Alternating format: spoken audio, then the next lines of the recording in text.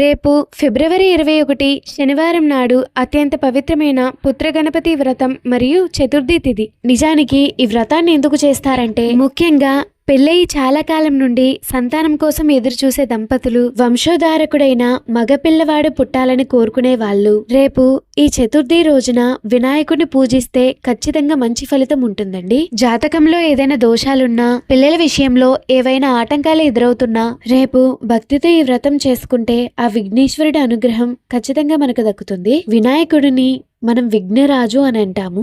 అంటే మన పనులకి అడ్డుపడే విఘ్నాలను తొలగించేవాడు. రేపు వచ్చే ఈ చతుర్థి రోజున స్వామివారికి చేసే ఈ అభిషేకం మనలోని మొండితనాన్ని, కోపాన్ని తగ్గించి సరైన నిర్ణయాలు తీసుకునే బుద్ధిని ప్రసాదిస్తుంది. అంతేకాకుండా మన జాతకాల్లో కేతు దోషాలున్నా, లేదా మనం చేసే పనుల్లో పదే పదే ఆటంకాలు ఎదురవుతున్నా వినాయకుడికి పంచామృతాలతో కానీ, పసుపు కుంకుమతో కానీ చేసే అభిషేకం ఆటంకాలను నీళ్ళ కరిగించేస్తుంది. అందుకే రేపు ఈ పవిత్ర సమయంలో మీ ఇంట్లో కూడా ఈ పూజను చేసుకుని ఆ వినాయకుడి అనుగ్రహం పొందండి.